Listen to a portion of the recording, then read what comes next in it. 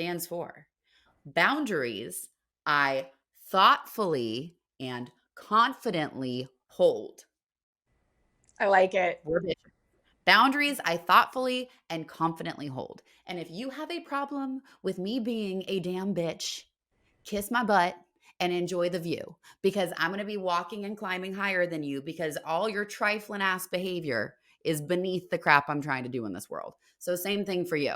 They I, can stare at your ass and be like, wow, go Gailey. We will never reach that. and as you're saying that acronym, all I'm thinking is the way you just said that, you just spelled boss for a man, Yes. right? It's like Mhm. if a man is a boss, the equivalent to that is a woman who's a bitch. So why is bitch so negatively associated, right?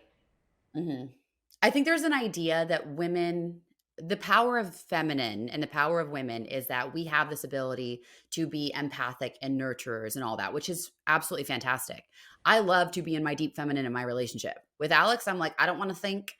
I will cook for you and take care of you and he, like little, like fun little endorphins in my head when we're together. At work, I am in my masculine. I am going to be direct and clear and forceful and thoughtful, respectful, but you will not I don't mince words with people. Like we have a goal, we have an action, we are conquering, we're going after it.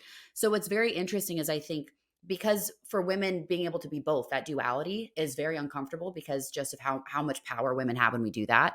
So I think we're taught to compete with each other so that we don't ever touch that power Oh, because then we're more palatable. We're oh, easier to manipulate when we don't understand how powerful we are. That's why boundaries are important because you only hold a boundary when you know the value of what you're protecting, true, true. right? A boundary is a protection. Like you put a lock on your house. Why? Because you have valuables inside. You have people that you love. You have your dogs, your pets, you have your clothing, you have your hard work. My freaking moss wall. I'm proud of this. I don't want anyone ripping that off, right? Now, because of value, I have to hold a boundary. I have to hold a line. I got to get a security system outside.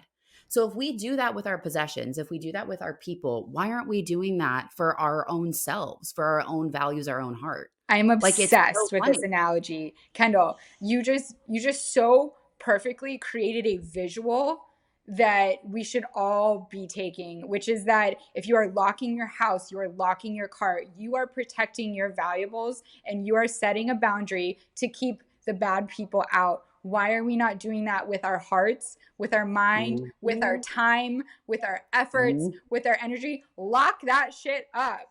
It is valuable. Amen. And the other thing too, you're not just protecting it from the external challenges or from people on the outside, right? You're not keeping people out. You're also protecting people that are on the inside, which I think is easier when I think about setting boundaries. It's not just setting them for myself, it's setting them so that I can protect the people that I love and care about. Yeah. Like I'm going to set a boundary with what people like if someone asks me like, "Oh, how's Gailey? What's going on in her life?" I know that we have intimate, private you and I conversations. Those people aren't going to find out about that. They can be great people, but you're in my house and we protect that. So, because of that boundary, it's not only protecting myself, it's also protecting the people that I love and that I care about.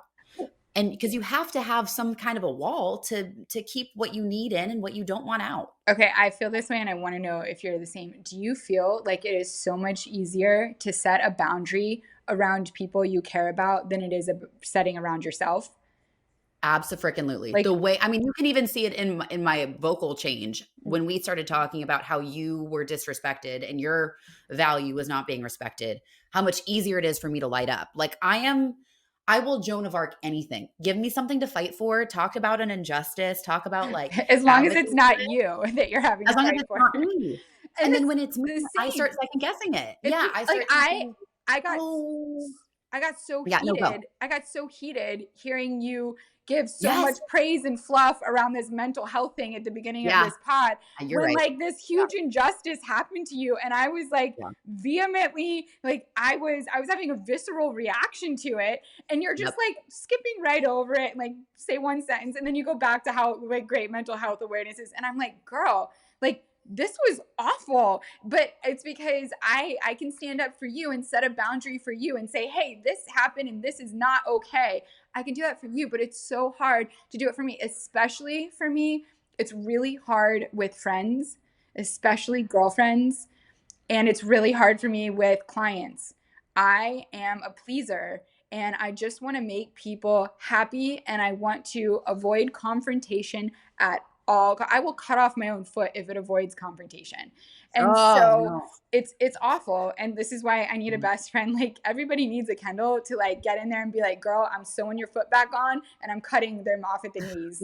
You know, You're like that for me too. No, and that's just it. It's like that's why friendships and those relationships are so valuable because when you start second guessing yourself, they act as mirrors or they act as kind of like a wall that like sends your energy right back to you that says yeah. absolutely not. We're not permeating that. I'm not letting you tolerate that because you don't deserve that. And you're right. Like even in this course of this podcast, like the more that you're saying that, and thank you for pouring that confidence into me to be able to be like, yeah, what happened was super messed up. There's a part of me that is so used to, especially in like the last 5 years as my life has changed and I was a voice for an entity bigger than myself, that I like started losing myself and who I am in trying to uphold what they needed. Like my identity was becoming enmeshed with what the expectation of me was. And I realized I'm putting on another mask again when I've spent so much time trying to take the damn mask that I have off, Yeah. talking about my mental health and myself. And I think I'm still navigating that new identity of like, no, I do have my voice. Nobody else controls my voice. I made sure that when I left, nobody was controlling my voice. But now there's a part of me that's afraid to use it a little bit because if I use it, is someone going to retaliate against me? Is somebody going to sabotage me? And clearly, even when I'm not saying everything, who knows? But someone or something is still trying. So at this point, you know what? F with me. Go be my guest because what's being built and what's coming next and how hard I'm working for the next things are going to be so of my own voice that it's on me if it goes right or wrong. I just don't want to be fucked with anymore.